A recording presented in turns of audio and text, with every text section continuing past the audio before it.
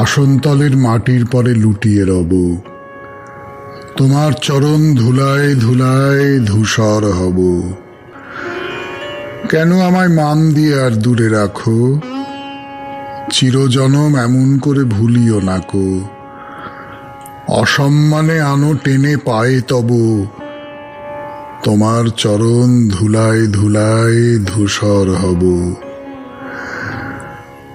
আমি তোমার যাত্রী দলের রব পিছে, স্থান দিও হে আমায় তুমি সবার নিচে। প্রসাদ লাগি কত লোকে আসে ধেয়ে, আমি কিছুই চাইব না তো, রইব চেয়ে। সবার শেষে বাকি যা রয় তাহাই লব, তোমার চরণ ধুলায় ধুলায় ধূসর হব। গীতাঞ্জলির কবিতা শুনলেন আপনাদের সৌমিত্র বসুর মুখে 92.7 বিগ FM এ শরণাগত অনুষ্ঠানে। এবারে বিশুদ্ধ সিদ্ধান্ত মতে আজকের দিনটার কথা বলবো। আজকে সোমবার 13ই অগ্রহায়ণ 1428, ইংরেজির 29শে নভেম্বর 2021, তিথি কার্তিক, কৃষ্ণপক্ষ দশমী, নক্ষত্র উত্তর ফল্গুনী। সূর্যোদয়ের সময় সকাল 6টা বেজে 2 মিনিট হয়ে 30 সেকেন্ড, সূর্য অস্ত যাবার সময় বিকেল 4টে বেজে 47 মিনিট হয়ে 14 সেকেন্ড। আজকে জন্মে কন্যা রাশি, বৈশ্যবর্ণ, মতান্তরে শূদ্রবর্ণ নরগণ। রাত্রি 9টা বেজে 42 মিনিট গতে দেবগণ। আমাদের হোয়াটসঅ্যাপে চিঠি পাঠান। চিঠিতে যদি কোনো রবিবারের জন্য বিশেষ বিষয় দেওয়া থাকে তাই নিয়ে তো চিঠি লিখবেনই, তার বাইরে যে কোনো বিষয় নিয়ে, শরণাগত সংক্রান্ত যে কোনো বিষয় নিয়ে চিঠি লিখতে পারেন, সেই চিঠি নিশ্চয়ই পড়া হবে। তো আমাদের হোয়াটসঅ্যাপে চিঠি পাঠাবার যে নাম্বার তা হলো 9831922927। চিঠির গোড়ায় কিন্তু অতি অবশ্যই SG লিখবেন, তা না হলে চিঠি অন্য দপ্তরে চলে যাবে। আর আমাদের যে ফেসবুকটি আছে তার নাম শরণাগত সৌমিত্র, SHARANAGATA শরণাগত, SOUMITR সৌমিত্র। প্রত্যেক সোম, বুধ এবং শুক্রবার যদি না কোনো অন্যরকম কোনো খুব গুরুত্বপূর্ণ ঘটনা ঘটে, এই রাত 9:30টার সময় আমি আপনাদের সঙ্গে কথা বলি এই শরণাগত সৌমিত্র পাতা থেকে সশরীরে। এবারে তাহলে আজকের অনুষ্ঠান সম্পর্কে বলবো। আজকে প্রথমে তো পুরাণ চিরন্তনে শিবের কথা বলছি আমরা। শিব কেমন করে ত্রিপুর ধ্বংস করেছিলেন সেই কাহিনী বলছি। কিভাবে শিব তার তেজ সংগ্রহ করেছিলেন, অস্ত্র সংগ্রহ করেছিলেন, কাকে কাকে সঙ্গে পেয়েছিলেন, সেই সমস্ত কথা আপনাদের খানিকটা বলবো। তারপরে চলে যাব গীতার আলোচনায়। গীতা যজ্ঞ নিয়ে কথা হচ্ছে, কত রকমের যজ্ঞ আছে, কি কি নাম তার, এই সমস্ত নিয়ে কথা হচ্ছে। সেখান থেকে চলে যাব কালী মন্দিরের প্রসঙ্গে। কালী মন্দিরের প্রসঙ্গে বলতে গিয়ে আমরা এখন শ্যামনগরে ব্রহ্মময়ী মন্দিরের কথা বলছিলাম। সেই মন্দিরের কথা শোনাবো আপনাদের, চিঠিপত্রের উত্তর দেবো এবং শেষে বাইরে দূরেতে আমরা এখন আছি পুষ্কর প্রসঙ্গে বলতে গিয়ে খানিকটা ব্রহ্মার কথা বলেছি, ব্রহ্মার গল্প, ব্রহ্মার টুকরো টাকরা কাহিনী। এরপর পুষ্করের কথা শুরু করব, সে আজকে নয়। 92.7 বিগ FM এ শরণাগত অনুষ্ঠানে এই হলো আজকের অনুষ্ঠান পরিচিতি। তাহলে এবারে পুরাণ চিরন্তন গানের পর 92.7 বিগ FM। ত্রিপুর ধ্বংসের উপাখ্যান যেটা বলছিলাম, শনিবার ত্রিপুর তৈরি হয়ে গেছে। তারকাক্ষ, কমলাক্ষ আর বিদ্যুন্মালী 3 দৈত্য ভাই, তারা 3টে পুরের অধিপতি হয়ে গেছে। এর মধ্যে আবার তারকাক্ষের ছেলে হরি, তার তপস্যায় সন্তুষ্ট হয়ে ব্রহ্মা এমনকি এই 3টে পুরীর প্রত্যেকটিতে একটি করে মৃত সঞ্জীবনী সরোবরের ব্যবস্থা করে দিয়েছেন। ফলে এই দৈত্যপুরীগুলোতে কেউ আর মরছে না। যদি বা মরে, তাদের সরোবরের জলে একবার ডুবিয়ে দিলেই প্রাণ ফিরে পায় এবং দ্বিগুণ উৎসাহে নানান ধরনের অত্যাচার করে যেতে থাকে। তা দেবতারা ব্রহ্মার কাছে গেলেন। ব্রহ্মা বললেন, তোমরা শিবের কাছে যাও, একমাত্র শিবই এই ত্রিপুরকে ধ্বংস করতে পারবেন। দেবতারা সব গেলেন শিবের কাছে। শিব সব শুনলেন। মনটা তো খুব নরম। বললেন, বেশ, আমি ওই ত্রিপুরকে ধ্বংস করব, তার বদলে তোমাদের দেবতাদের একটা কাজ করতে হবে। কি কাজ বলবার জন্য ফিরে আসবে সৌমিত্র বসু 92.7 বিগ এফএম এর শরণাগত অনুষ্ঠানে। একটু গান শুনে নিন। দেবতাদের একটা কাজ করতে হবে, তাহলে তিনি ত্রিপুর ধ্বংস করতে পারবেন, এই কথা বললেন শিব 92.7 বিগ এফএম এ শরণাগত অনুষ্ঠানে। সে কথা জান গেছি আপনাদের। তো বলা বাহুল্য, দেবতারা তো সাগ্রহে রাজি। বলুন বলুন দেবাদিদেব, ত্রিপুর ধ্বংস করার জন্য আমাদের কি করতে হবে? শিব বললেন, দেখো, এই 3 দৈত্যকে তাদের সমস্ত শর্ত মেনে বধ করা, তাদের 3টি পুরীকে এক বাণে ধ্বংস করা খুব সহজ কাজ নয়, তা তো তোমরা বুঝতে পারছ। অতএব তোমাদের দেবতাদের প্রত্যেকের অর্ধেক তেজ আমাকে দাও, আমি তোমাদের সকলের অর্ধেক তেজে বলিয়ান হয়ে যুদ্ধযাত্রা করব। দেবতারা তো এক কথায় রাজি। তারা সকলে তাদের তেজের অর্ধেক শিবকে অর্পণ করলেন। তার ফলে শিবের শক্তি বহুগুণে বেড়ে যেতে পারল, এবং তার ফলে তার নাম হলো মহাদেব, দেবতাদের মধ্যে যিনি মহান। আচ্ছা, আমাদের এই পর্যায়ের নাম তো পুরাণ চিরন্তন, তাহলে নিতান্ত পুরাণের কথা বলে যাওয়াই তো আমার একমাত্র উদ্দেশ্য হতে পারে না। এই সুবাদে একটা দুটো কথা বলি। এর আগে আমরা মহিষাসুরমর্দিনীর বেলাতেও এরকম একটা ব্যাপার দেখেছিলাম না? তাকে দেবতারা আলাদা আলাদা করে অস্ত্র দিয়েছিলেন, নিজেদের তেজ দিয়ে গড়ে তুলেছিলেন তাকে। এই যে তেজ দেওয়া, এর মানে কি? সত্যি সত্যি তো আমি আমার ভেতরের তেজ আপনাকে দিতে পারি না, কিন্তু আমি আপনাকে সমর্থন দিতে পারি, আমি আপনাকে উৎসাহ দিতে পারি, আমি আপনার পাশে এসে দাঁড়াতে পারি আন্তরিকভাবে। আমরা তো আমাদের এই ছোটখাটো সংসার বা কাজের জায়গার অভিজ্ঞতা থেকে বুঝতে পারি যে কোনো যুদ্ধের সময়, যে কোনো সংকটের সময় যদি কেউ পাশে এসে দাঁড়ায়, ভরসা দেয়, উৎসাহ যোগায়, এটা বুঝিয়ে দেয় যে তুমি একা নও, তাহলে কি কাণ্ড হয়ে যেতে পারে। তাহলে শক্তি বা তেজের অর্ধেকটা দেওয়া মানে তো তাই, শিবকে উৎসাহ দেওয়া, সঙ্গে থাকা। সঙ্গে কেমন করে ছিলেন সেটা এবার বলি। শিব তো যুদ্ধে যাবেন, তো যুদ্ধের জন্য তো রথ তৈরি করতে হবে। সে রথ কেমন করে তৈরি হবে? কে তৈরি করবেন? কেন? বিশ্বকর্মা, দেবশিল্পী বিশ্বকর্মা। কেমন করে সে রথ তৈরি হলো জানেন? পৃথিবী দেবী, মন্দার পর্বত, দিক বিদিক, নক্ষত্রমণ্ডল, বাসুকি, হিমালয়, বিন্ধ্য পর্বত, সপ্তর্ষি মণ্ডল, সিন্ধু, গঙ্গা, সরস্বতী, দিন রাত্রি, শুক্ল ও কৃষ্ণপক্ষের অংশ নিয়ে তৈরি হলো এই রথ। অর্থাৎ জগতের সমস্ত সুন্দরকে একসঙ্গে মিলিয়ে যেমন তিলোত্তমা, তেমনি জগতে যা কিছু শাশ্বত তার সবকিছুকে একসঙ্গে মিলিয়ে মিশিয়ে তৈরি করা হলো মহাদেবের রথ। কিন্তু এটি শেষ নয়। রথের চাকা, রথের অশ্ব, রথের আরো নানা উপকরণ, এগুলো কোথা থেকে আসবে? কোথা থেকে আসবে তা আজকে আর বলবো না, বলবো আগামীকাল 92.7 বিগ এফএম এর শরণাগত অনুষ্ঠানে। এখন চলে যাব গীতার কথায়, বা বলা ভালো যজ্ঞের কথায়।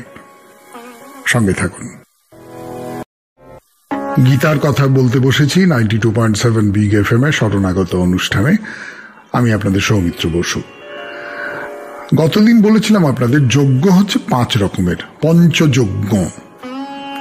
এবং বিশেষ করে যেটা বলবার সেটা হচ্ছে এই সমস্ত 5টা যজ্ঞ আমরা করেই থাকি, প্রতিদিন করে থাকি। মানে সবাই সবটা করেন এমনটা না হতেই পারে, কিন্তু যে কথাটা বলতে চাইছি সেটা হলো যজ্ঞ ব্যাপারটা যে আলাদা করে আয়োজন করার মতন কোনো ব্যাপার এমনটা নয়। তার দাবি আমাদের প্রতিদিনের জীবনযাপনের মধ্যেই আছে।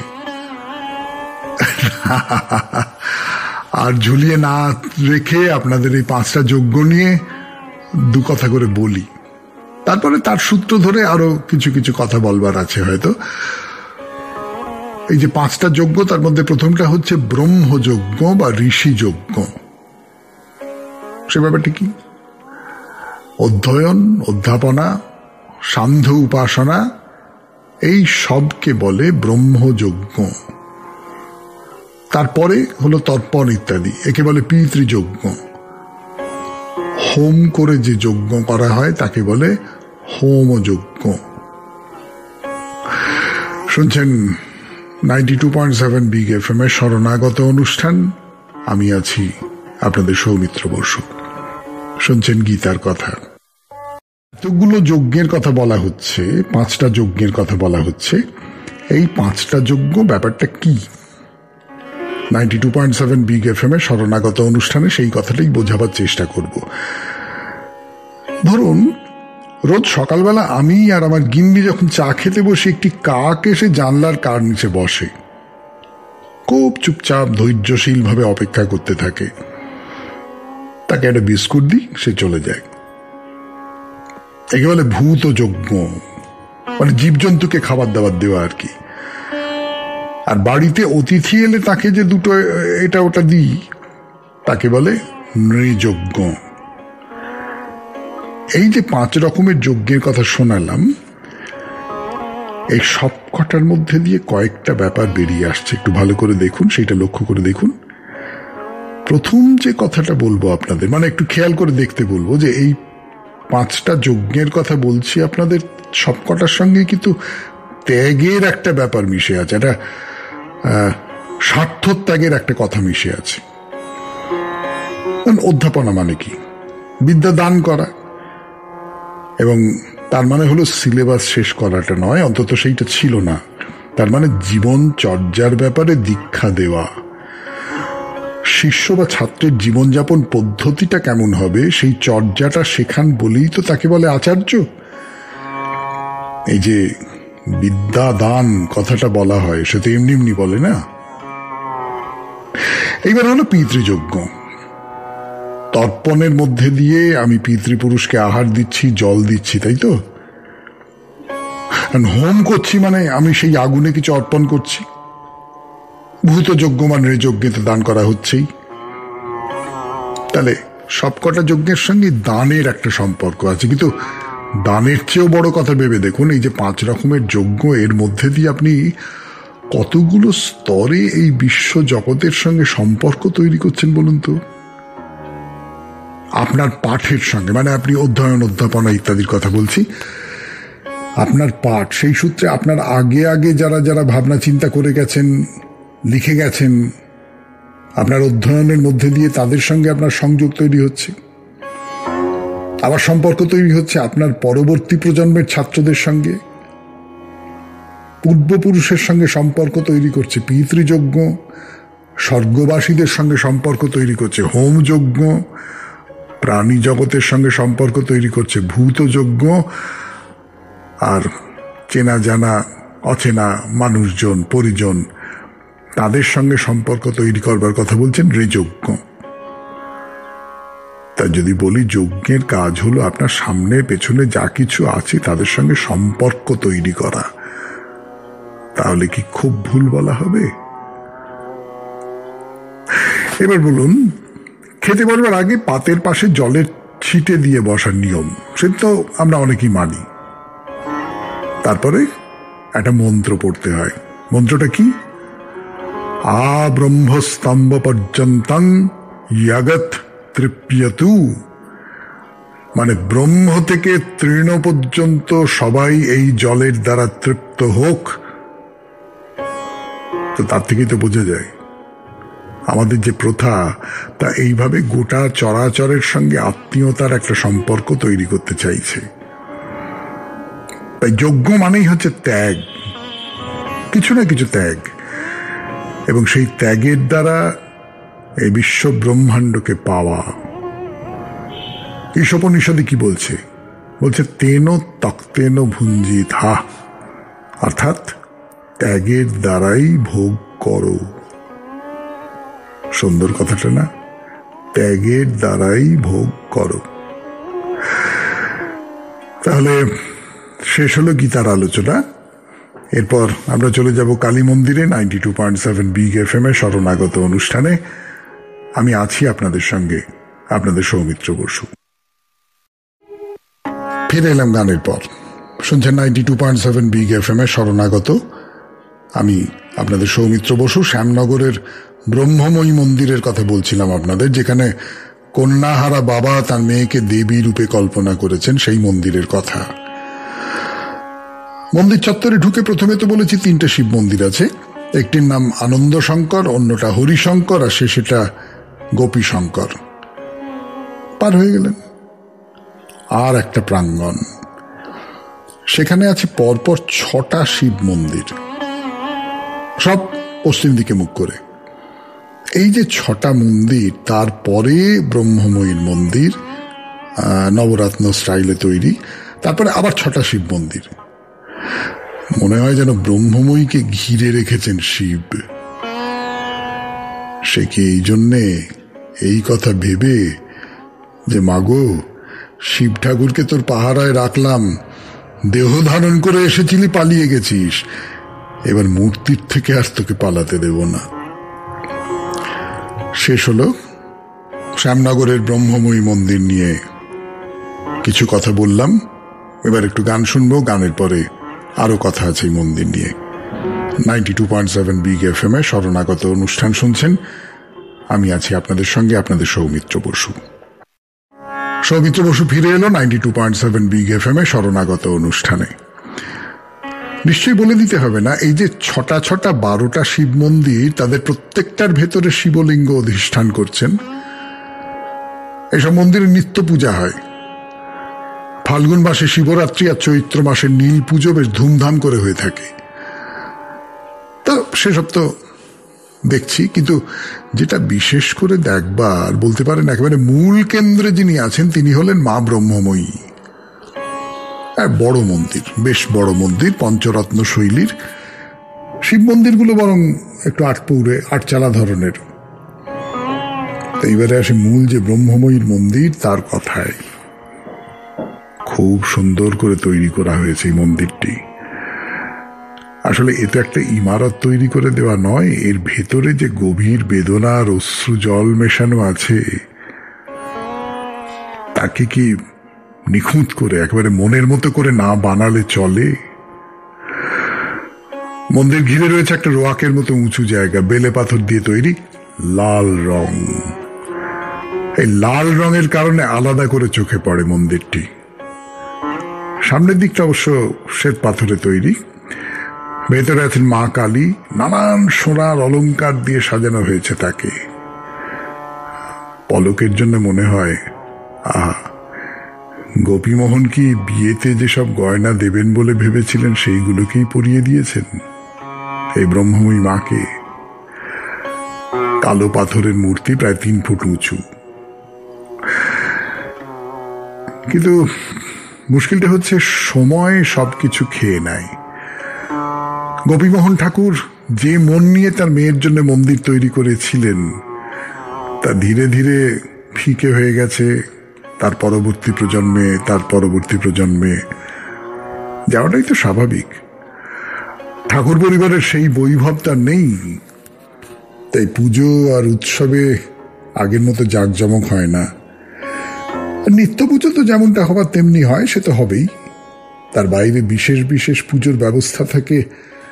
আশ্বিন মাসের পুজোর সময় অষ্টমী তিথিতে, তখন বিশেষ পূজা হয় মন্দিরে। কার্তিক মাসের অমাবস্যায়, জগদ্ধাত্রী পুজোর সময়, মাঘ মাসের রটন্তী কালী পুজোয় বলি দেওয়া হয়, পাঁঠা বলি। আগে তো মোষ বলিও হতো, কিন্তু ওই যে বললাম, অবস্থা তো এখন আর আগের মতো নেই, ফলে পাঁঠা বলিতেই চলে। তাও সংখ্যায় অনেক কমে গেছে। এইসব পুজোর মধ্যেই পৌষ মাসে বাসন্তী পুজোতে ধুমধামটা একটু বেশি করে হয়। সারা মাস ধরেই বাসন্তী পুজোর উৎসব চলে।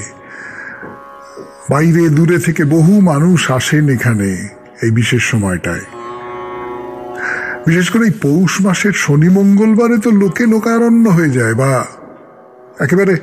একেবারে ঠেসাঠেসি ভিড় হয়ে যায় বলা যেতে পারে। ও এই দেখুন আর একটা কথা, এই শাক্ত মন্দির চত্বরের মধ্যে কিন্তু একটা রাধাকৃষ্ণ জিউয়ের মন্দিরও আছে। দেখেছেন কি সেটা কখনো? 92.7 বিগ এফএম এ শরণাগত অনুষ্ঠানে এবার আপনাদের চিঠির উত্তর দেব আমি, আপনাদের সৌমিত্র বসু।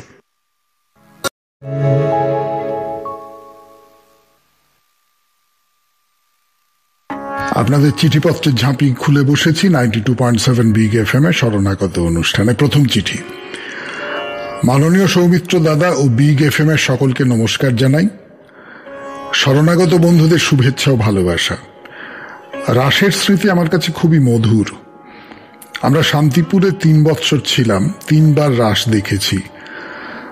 আমি ওখানে 7, 8, 9 পড়েছি, সবটা মনে নেই ভালো। ওখানে অনেক রাধাকৃষ্ণের মন্দির, বিভিন্ন নাম, বড় গোস্বামী, ছোট গোস্বামী, মদন গোপাল ইত্যাদি। রাসের সময় মন্দিরগুলি খুব সাজানো হতো, 4 দিন পুজো চলত। শেষ দিনে সব ঠাকুর বাড়ি থেকে ঠাকুর সাজিয়ে শোভাযাত্রা পার হতো। ঠাকুরের আগে একটি দোলায় রায় রাজা যেত। এইটি বিশেষ আকর্ষণ রাসে। সারা রাত শোভাযাত্রা যেত। আমরা রোজ ঠাকুর দেখতে যেতাম। শোভাযাত্রা বেরোনোর আগের দিন প্রচুর লোক সমাগম হতো। বিভিন্ন জায়গা থেকে লোকজন চিড়ে মুড়ি বেঁধে রাস্তায় থাকত। আমাদের পোস্ট অফিসের ওপরে আমাদের কোয়ার্টার ছিল। বাইরের দিকে সিঁড়ি দিয়ে নামা যেত না। পরের দিন চারিদিকে প্রচন্ড নোংরা হয়ে থাকত। একটি 14-15 বৎসরের মেয়েকে রায় রাজা সাজানো হতো। মেয়েটিকে সব ঠাকুরের গয়না পরানো হতো। তার দোলায় ওঠাটাও নাকি আকর্ষণীয়। আমাদের অবশ্য দেখা হয়নি, কারণ ভিড়ে বেরোনো যেত না। ওপরে বিরাট রেলিং দেওয়া বারান্দা ছিল, আমরা বিছানা করে সেখান থেকে সারা রাত দেখতাম। বিভিন্ন মন্দির থেকে বিভিন্নভাবে রায় রাজা সাজানো হতো। যেমন পদ্মফুলের ভেতরে রায় রাজা বসে থাকতো। মেয়েটি মুখ ঘুরিয়ে ঘুরিয়ে দেখতো, বেশ মজা লাগতো। আর লিখলে বড় হয়ে যাবে। নমস্কারান্তে আলপনা বন্দ্যোপাধ্যায়, হুগলি। বাহ, খুব ভালো চিঠি, খুব চমৎকার চিঠি। রাস উৎসব অনেকেরই হয়তো অজানা কেমনটা হয়, বিশেষ করে শান্তিপুরে। আপনি চিঠিতে লিখলেন, খুব ভালো হলো। পরের চিঠি। ভোরের ঘুম ভাঙানিয়া শরণাগত। ছোটবেলার দেখা রাস একটা মধুর স্মৃতি বয়ে নিয়ে আসে। আমার মামার বাড়ি ধনিয়াখালীতে রাস উপলক্ষে 1 সপ্তাহ ধরে মেলা ও যাত্রানুষ্ঠান হয়। প্রতি বছর মায়ের সঙ্গে মামার বাড়িতে সেই মেলায় যেতাম। মাস্তুতো ভাই বোন, দাদারা, মামারা সব এক জায়গায় জড়ো হতো, হই হুল্লোড় হতো, সে কি আনন্দ। এখন কাজের চাপে আর যাওয়া হয় না। তোমার দেওয়া বিষয়ে সেই স্মৃতি মনে আজ একটা অনুভূতি জাগালো। ধন্যবাদ শরণাগত। ইতি পিন্টু সেন, আটপুর, রানীবাজার, হুগলি। হ্যাঁ, ধনিয়াখালীর রাস উৎসব সম্পর্কে আমার অভিজ্ঞতা কেবল এইটাই যে আমি যখন আমার গ্রামের বাড়ি থেকে ওই রাসের সময় ধনিখালী স্টেশনে যাচ্ছি, তখন মাঝপথে দেখা যায় যে দুপাশে দোকান, সেই দোকানে ওইসব নানান রকম খাবার দাবার, জিলিপি, গজা, এসবের দোকান দেখা যায়। তার বাইরে আর ধনিয়াখালীর রাস নিয়ে আমার তেমন কোনো অভিজ্ঞতা নেই। শেষ হলো আপনাদের চিঠিপত্রের উত্তর দেওয়া। এরপর বাইরে দূরে 92.7 বিগ এফএম এ শরণাগত অনুষ্ঠানে আমি আছি আপনাদের সঙ্গে, আপনাদের সৌমিত্র বসু। আপনাদের সৌমিত্র বসু শুরু করছে বাইরে দূরে। আজকে শরণাগতের শেষ অনুষ্ঠান বাইরে দূরে 92.7 বিগ এফএম এ শরণাগত অনুষ্ঠানে। সৃষ্টির দেবতা ব্রহ্মাকে নিয়ে কথা শুরু করেছিলাম বাইরে দূরেতে। ব্রহ্মাদেবের কয়েকটা মন্দিরে নিয়ে যাব, এইরকমই আমার ইচ্ছে। সেই সূত্রে উঠে পড়েছিল শতরূপা আর ব্রহ্মার কাহিনী। আর একবার ধর্তাইটা দিয়ে রাখি, এর মধ্যে একটা রবিবার চলে গেছে তো। সৃষ্টির আদিকালে ব্রহ্মা তো একটি নারী তৈরি করলেন। সে নানা রূপে প্রকাশিত হতে পারত বলে তার নাম শতরূপা। ব্রহ্মা তো শতরূপার রূপ দেখে একেবারে উন্মত্ত হয়ে উঠলেন।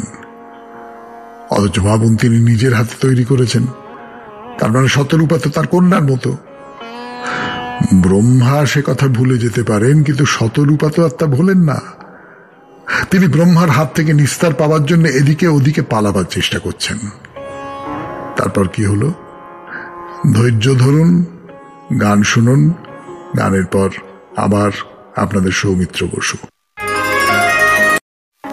যেটা বলছিলাম আপনাদের 92.7 বিগ এফএম এ শরণাগত অনুষ্ঠানে, পালাবার চেষ্টা করছেন শতরূপা, কিন্তু কোথায় পালাবেন? ব্রহ্মা বলে কথা, তার দৃষ্টিকে এড়ানো সম্ভব? শতরূপা যেদিকে যান সেই দিকে ব্রহ্মার একটা করে মাথা গজিয়ে ওঠে। এমনি করে চারদিকে চারটে মাথা গজিয়ে উঠল ব্রহ্মার। শতরূপা দেখলেন এইভাবে ব্রহ্মার হাত থেকে নিস্তার পাওয়া যাবে না। তিনি লাফ দিয়ে তার মাথার কাছে উঠে গেলেন। তখনই ব্রহ্মার মাথায় একটা মাথা তৈরি হয়ে গেল। এমনটা যখন চলছে তখন পুরো ব্যাপারটা চোখে পড়ল শিবের। তিনি তাড়াতাড়ি এসে ব্রহ্মার পঞ্চম মাথাটি কেটে ফেললেন। বলে রাখি, ঠিক এই রকমের আখ্যান আছে দেবী সরস্বতীকে নিয়েও।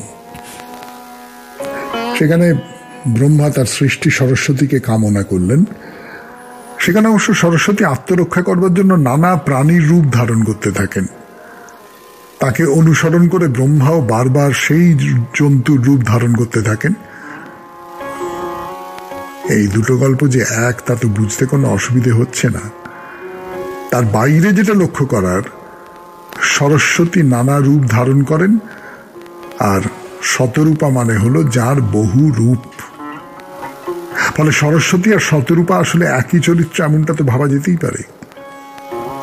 যাই হোক, এই কাহিনী শেষটা আপনাদের বলি। সরস্বতী তো শেষে একটি রাজহংসীর রূপ ধরে উড়ে পালাতে চাইলেন ব্রহ্মার হাত থেকে। ব্রহ্মাও একটি রাজহংসের রূপ ধারণ করলেন।